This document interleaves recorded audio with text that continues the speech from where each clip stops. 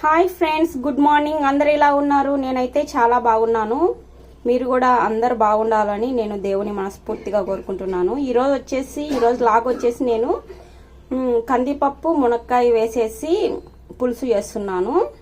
చాలా టేస్టీగా ఉంటుంది ఈ మునక్కాయ పులుసు. ఫస్ట్ అయితే మనం కుక్కర్లో కందిపప్పు మునక్కాయ తీసుకొని బాగా వాష్ చేసుకొని 2 or 3 విజిల్స్ రానివ్వాలి. 2 విజిల్స్ వస్తేనే బెటర్, ఎందుకంటే మునక్కాయలు మెత్తగా ఉడికిపోతాయి. సో మనం 2 విజిల్స్ రానివ్వాలి.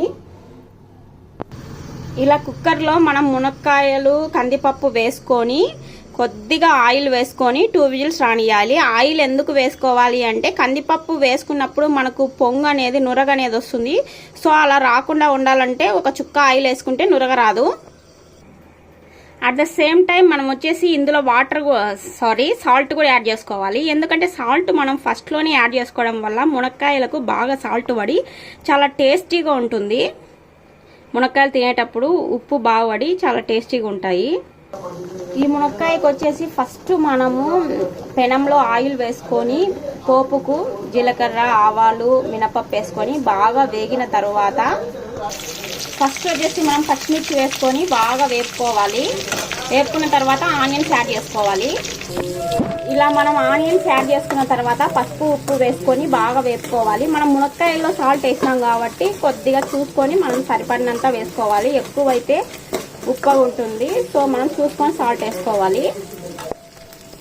ఈ మునక్కాయకి పులుసుకు వచ్చేసి మనం ఒక హాఫ్ అన్ అవర్ ముందు వచ్చేసి మనం చింతపండు నానబెట్టుకోవాలి. చింతపండు నానబెట్టుకున్న తర్వాత ఆ గుజ్జును ఈ మునక్కాయ పులుసులో వేసుకోవాలి. ఇలా వచ్చేసి మనము పసుపు, ఉప్పు వేసుకొని బాగా పచ్చివాసన పోయేంత వరకు బాగా వేపుకోవాలి. ఇలా మనం వచ్చేసి టమోటా పళ్ళు వేసుకొని బాగా వేపుకోవాలి.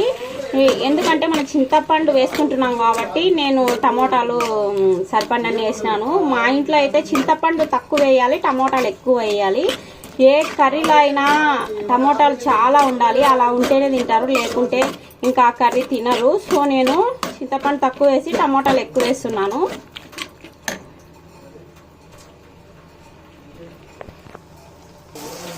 నెక్స్ట్ వచ్చేసి అప్పటికప్పుడు మిక్స్ చేసి పెట్టుకున్న అల్లం వెల్లుల్లి పేస్ట్ వేసుకుంటున్నాను. ఏదైనా మనం ధనియాల పొడి కానీ అల్లం వెల్లుల్లి పేస్ట్ కానీ అప్పటికప్పుడు వేసుకుంటేనే కర్రీ చాలా టేస్టీగా ఉంటుంది, ఆరోమా కూడా సూపర్గా ఉంటుంది. సో మనము వీలైతే అప్పటికప్పుడు ఫ్రెష్గా చేసుకొని వేసుకుంటే ఏ కర్రీస్ అయినా చాలా టేస్టీగా వస్తాయి.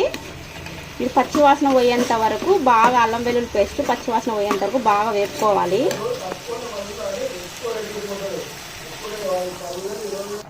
నెక్స్ట్ వచ్చేసి మనం ముందుగా ఉడకబెట్టి పెట్టుకున్న కందిపప్పు, మునక్కాయలు ఇందులో వేసుకోవాలి.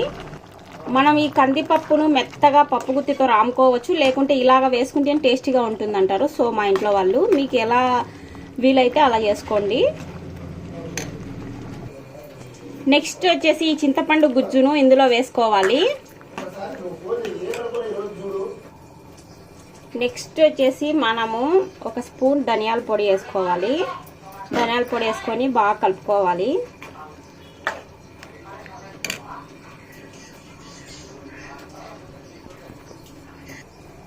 నెక్స్ట్ వచ్చేసి మనం సరిపడినంత కారం యాడ్ చేసుకోవాలి. ఎందుకంటే మనము పచ్చిమిర్చి ముందుగానే యాడ్ చేసినాం కాబట్టి కొద్దిగా చూసుకొని కారం వేసుకోవాలి. కారం ఎక్కువ తినే వాళ్ళైతే కారం ఎక్కువ వేసుకోవచ్చు. మా ఇంట్లో చాలా తక్కువ తింటారు కారం, సో నేను తక్కువ వేసినాను.